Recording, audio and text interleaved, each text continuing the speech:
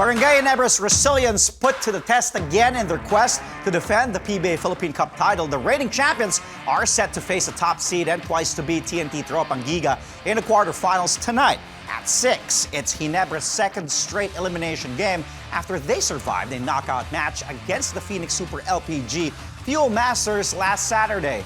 But the weary Gin Kings are missing key players for this crucial matchup against TNT. Japet Aguilar is still out because of a knee injury. Meantime, it's still a guessing game if Scotty Thompson will make it in time for the quarterfinals. Scotty already missed a number of games because of the league's health and safety protocols. Before the game between Ginebra and TNT, well, this game, the Meralco Bolts will face the NLX Road Warriors in their own quarterfinal showdown. Like TNT, Meralco holds a twice-to-beat advantage in the quarterfinals. That's after the Bolts finished the elimination round with the second-best record in the league. And now joining us to go all out of this story is none other than basketball analyst Juan Banal. Juan has been breaking down things in the PBA, making things easier for us. Good morning, Juan. Eto na, it's Barangay Ginebra versus TNT. Grabe to. It's a tall order for the defending champions, to say the least, as they take on TNT, which has the twice-to-beat edge. Syempre, number 1 sila in the seeding. Let's start with your general thoughts muna, Juan, on this matchup. Kasi nung huling beses silang nagharap, TNT yung panalo. Can we expect the same here to happen again?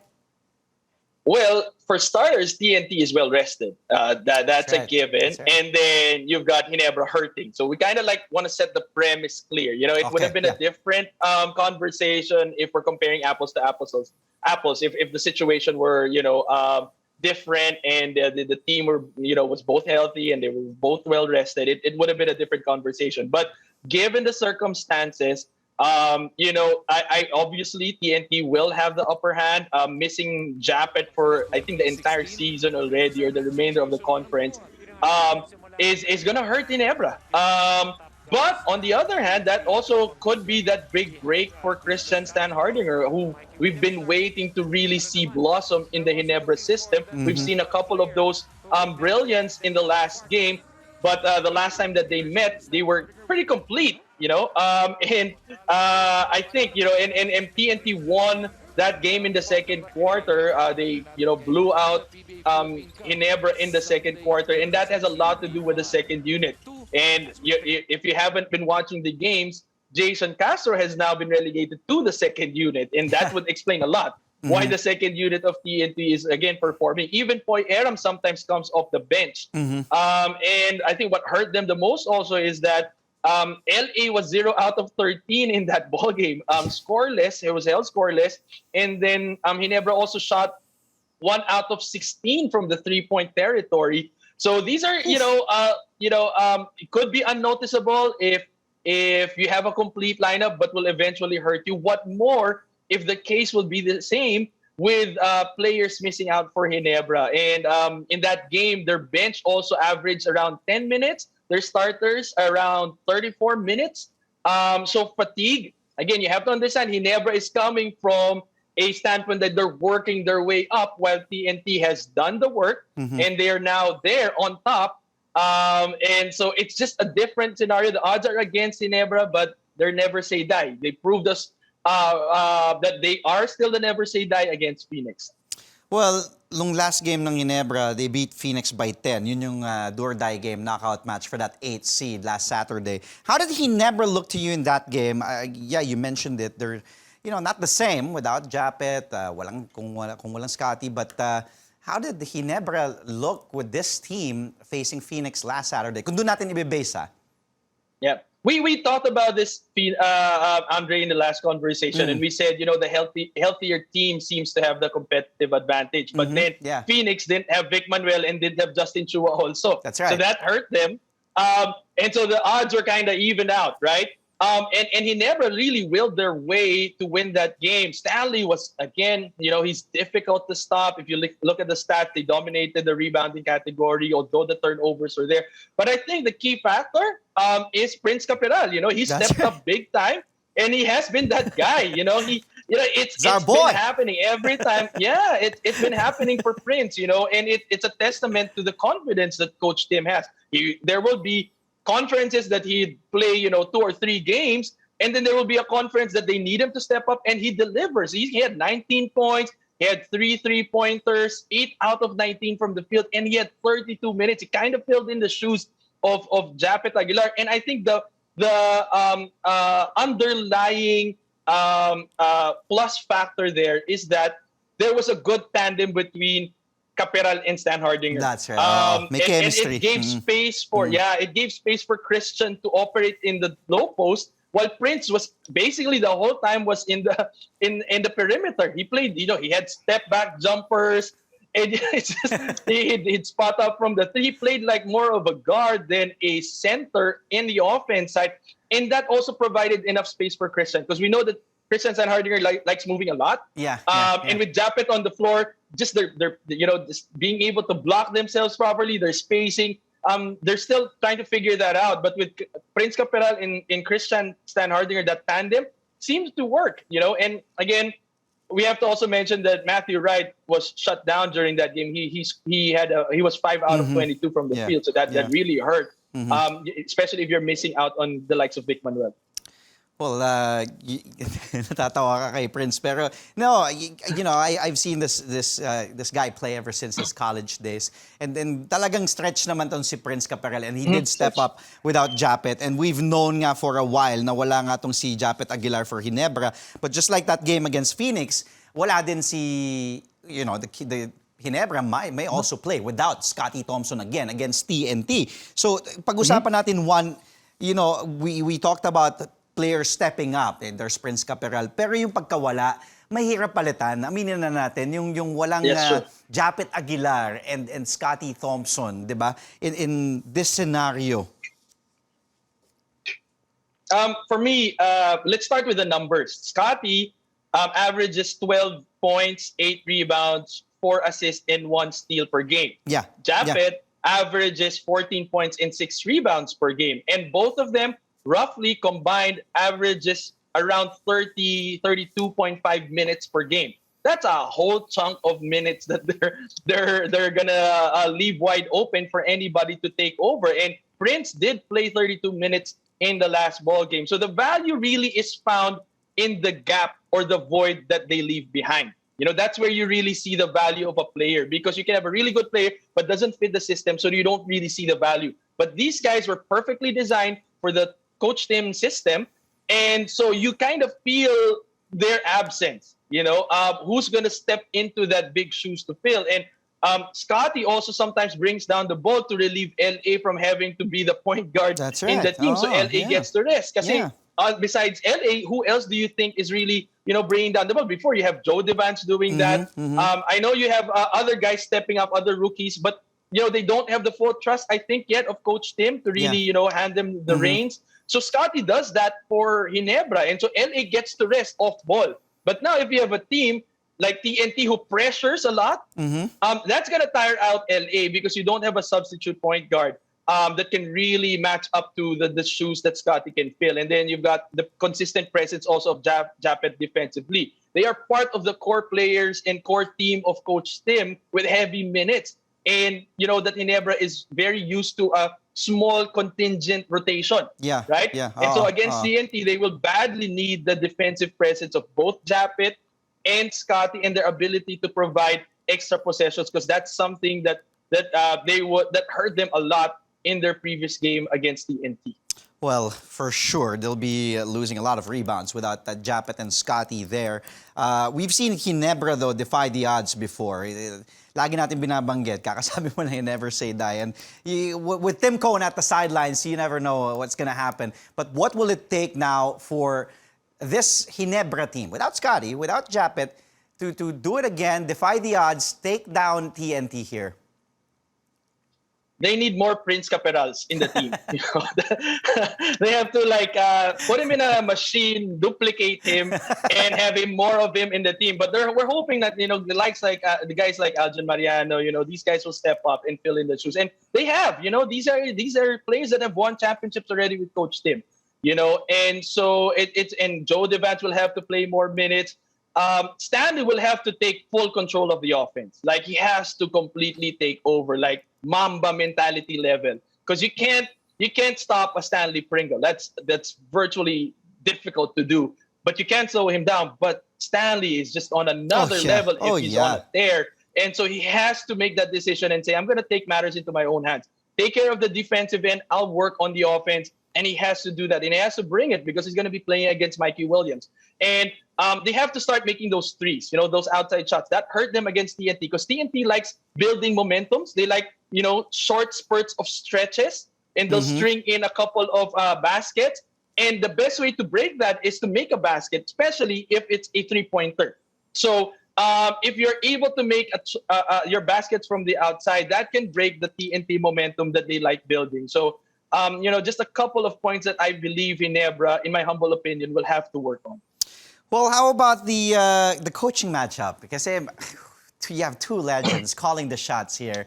It's something that we can, I'm excited about. Tim Cone taking on Chot Reyes. You have the winningest coach in the PBA, 23-time PBA champion against Chot Reyes, 8-time PBA champion, 5-time PBA coach of the year. How about this?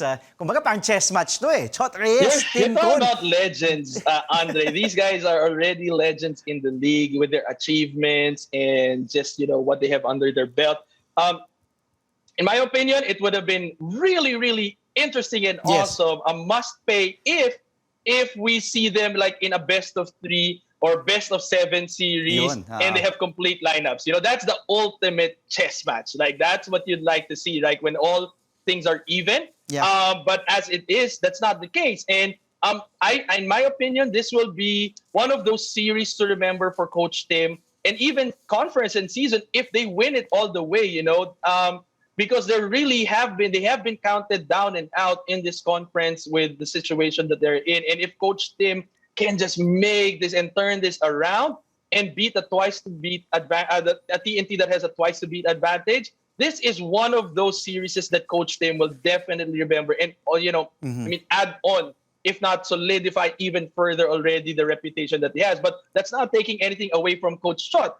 This is his first time back and achieving a near perfect eliminations round. He already deserves the praise as it is, right? So it's really fun. This is going to be fun. Sadly, it's not an quote unquote even matchup, but nonetheless, you'll see the greatness of both coaches at play in this series. Well, marami pa tayong pag-uusapan dito sa Sports Desk. Diyan ka lang, grab a glass of water, just stay there. Juan and I will talk about the series between the San Miguel Beermen and the Northport Batang Pier, as well as the Magnolia Hotshots against the Rain or Shine Elastopainters. But first, we still have with us today basketball analyst Juan Manal. Juan and I have been talking about the PBA playoffs. Earlier, it was that series, of course, Ginebra against TNT. Now, over the weekend, Juan, pag-usapan natin yung nagsimula na yung best-of-3 series sa quarterfinals, yung Magnolia, Rain or Shine. Nanalo ang Hotshots dito, 81-70. Paul Lee and Sanggalang really played big. Your thoughts on that game? How impressive did the Magnolia look in that game? Well, the series did not disappoint physicality-wise, right? There were a lot of... as expected, chicken wings and elbows thrown and bodies falling on the floor. But if you look at the quarter-on-quarter scoring, Magnolia won that game in the third quarter, and they were able to control the boards. That's 66 versus the 43, and that led to actually 21 second chance points compared to the 6 second chance points of Rain or Shine. And the bench obviously helped a lot for Magnolia, that they scored 24 points there compared to the 15 points of Rain or Shine. And you've got unsung heroes like Jackson Corpus and Kyle Pascual, who actually contributed to that 6 offensive boards. So it was just we knew that it was going to be a Royal Rumble, and we did see that happen. But Magnolia did outwork Rain or Shine in that ball game. Now, how can the Painters turn things around come game 2? What adjustments should they make? In the third quarter, they only scored 8 points. For a team to score, a professional basketball team to score 8 points in one quarter, that's tough. Actually, Rain or Shine was also in a similar situation against Alaska, where they They reached the second lowest scoring in, I think, a half or a quarter. So Rain or Shine is known to have that kind of slump in a ball game, but they would need their rookies, their seasoned superstar rookies, or in the likes of Karakot and Asistro, because Santillan did deliver. He was the top scorer, I believe, for Rain or Shine in that game. But Karakot and Asistro weren't felt that much. And you have to crash the board. The job is not done until you have the possession of the ball. Offense begins with the possession of the ball. So you have to fight for those rebounds. So I believe Magnolia, more than anything, not in the score, but more in the hustle chart, that's where they won the ball game. How about Magnolia? May nakikita ka bang kailangan pa nila i-tweak, if anything, heading into game 2? Well, you don't fix anything that is not broken, right? But they won despite Paul Lee shooting 6 out of 22 from the field and 2 out of 10 from the 3-point line. And we're talking about Paul Lee. And so we do understand that he's a volume shooter and volume scorer. And this wasn't one of his best performances, and yet they won, right? And things that really worked out for them was their continuous work on the paint. Ian Sangalang, Jackson Corpus crashing the boards. Eventually, the offensive quality will catch up, right? And imagine Abueva actually worked more defensively in that game. But imagine if he had his regular contribution in offense as well. So this would have been, it could have been different. But I think Coach Chito, it was clear to him that this game would be won defensively, and they made the necessary stops to be able to limit a team to just 8 points in a quarter. That's huge. That's huge. Well, nabanggit nga ni Ian. I was talking to Ian Sangalang the other day, and he was saying kahit masama yung nilalaro ni Paul, alam naman natin ng first 3 quarters, pagdating ng fourth quarter, bigay mo lang kay Paul yung bola, and iinit yan. He's that clutch. Okay, Juan, bago natin ituloy ito, and bigyan quiz question natin para sa next part ng ating diskusyon, Juan, kasi napag-usapan nga natin si Alex Cabagnot, that draft class. Grabe, no? Parang, sabi ko nga, talaga bang nawala ng 2 buwan itong si Alex Cabagnot? The Crunchman bailing out San Miguel in Game 1 against Northport. Talk about that huge game for Alex off the bench. Very efficient. Well, that's a testament of how much he takes care of his body. He was out for 2 months, and he's as if he never left. And we talked about this, Andre. I said that one of the advantages of having Alex on the floor, or at least back in the lineup, is his ability to be dependable during very important or crucial moments of the ball game, and he proved that. But his performance there, him being clutch, that was just the tip of the iceberg. That last shot, because the entire game he was just playing with so much confidence. He had 20 points in 20 minutes. So it's a scary San Miguel lineup, because that Terence Romeo is already there and is just doing his time to get cleared, and you now have a full force San Miguel lineup that's really ready to win this crown back. And let's not forget, Alex also shot 7 of 13. He was 54% from the field. And mas maganda pa nga yung shooting niya kay Mo Tautua, who operates inside. And kinuwento nga ni Mo kahapon the other day, kinuwento ni Mo sa Sports Desk na si Alex daw mismo ang nag-volunteer for that final play. Kumbaga, he suggested that he can, get the ball, do his yung two dribble, 3 dribble, then pull up siya. What did you think of that play? That's his favorite shot. My brothers would tell me about it when they train and makakasama nila sa training si Alex, and they'd say he's the way he trains is like Kobe, like he repeats a basic shot over and over and over again, and that shot, that's not the first time. He's so used to that shot, and he knew his job, and I think he felt it. His confidence was really high when his shot started falling on early part of the game. And, he would have that look away 3, and then he would pull up in the fast break, 2 against 4. So he was feeling it. I think he knew that night, he knew that he could make that shot. So he asked for it. And respect recognizes respect. I think he felt challenged when Robert Bolek made that outside clutch 3. And he said, this guy is trying to make his name to be the next clutch player. But I want to remind people that I'm still here. And it takes a leader to deal with the outcome of that shot. Having to say, give me the ball, I'll take the shot. If we miss it, then we lose. If I make it, then we win. And it takes guts and a leader who's done this so many times for his team. Well, speaking of, sabi mo nga, repetition, he practices it. Nabanggit mo na si Robert Bolick. 1-3 lang si Bolick throughout that game. But that 3 came at the most important time. And layo even almost gave Northport that win, if not for Alex Cabagnot on the other end. But talk about Robert Bolick some more and how he's just been able to deliver in big moments for the Batang Pier. And this kid is just unbelievable the way he's playing right now at high level.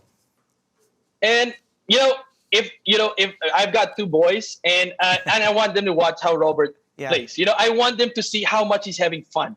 And he reminds me a lot of a Luka Doncic. The way Luka plays. Playing without pressure. Yes. And how can you stop a guy that isn't afraid to make mistakes, right? But we didn't see this happen overnight. We've seen him play this way in San Beda. He'd take big shots. He'd play horribly the entire game, but he'd still take those big shots. And I think he's just built that way. His personality, he's driven, he's cutthroat. But at the end of the day, he just enjoys it. He enjoys everything that he does on the floor. And, being able to play with that kind of demeanor, without pressure, that's a scary player. And so, if you have kids and you want them to watch a player, it's so much fun to watch a guy like Robert Bolick that he's just enjoying. He's just enjoying basketball. If I'm Northport, I'm going to keep this kid, lock him up for a long time. Don't let him go anywhere. What adjustments now should both of these teams make heading into game 2? Kasi either team could have won that game with that Bolick 3 and then that Alex Cabagnot clutch shot. So any adjustments that you see from both teams, Juan? I think Mo mentioned in your interview that they got a little bit careless, and I think he was referring to more of not being able to keep in step with Northport, right? Northport, when they started running, that's when they started chipping off the lead. When they started that open court barrage with Jamie Malonzo and Robert Bolick, and this guy's running.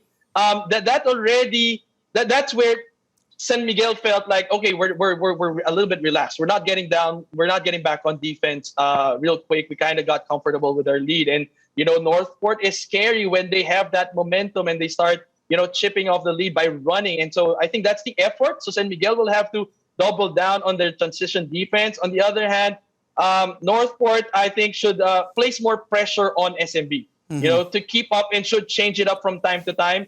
I know they can run, but they seem to have difficulty running when Greg is on the floor. But Greg has also a different asset when he's on the floor. So they just have to change it up every so often, not be consistent and say, okay, Greg's not working, then let's go run. No, they have to dictate it. They shouldn't wait for San Miguel to say, this is how we're going to play the game, and you keep in step with us, you adjust to us. No, Northport will have to dictate the tempo of how the game's going to play and keep San Miguel guessing. That's my opinion. That's a great point. Really great point. And Juan, it's just exciting times in the PBA. I really enjoyed that game and also enjoyed your analysis. Again, thank you, Juan. We'll be talking to you again soon. Sana wag mo kaming pagpalit, Juan. No worries. Anytime, Andre. See you guys. Again, we just spoke to basketball analyst Juan Manal.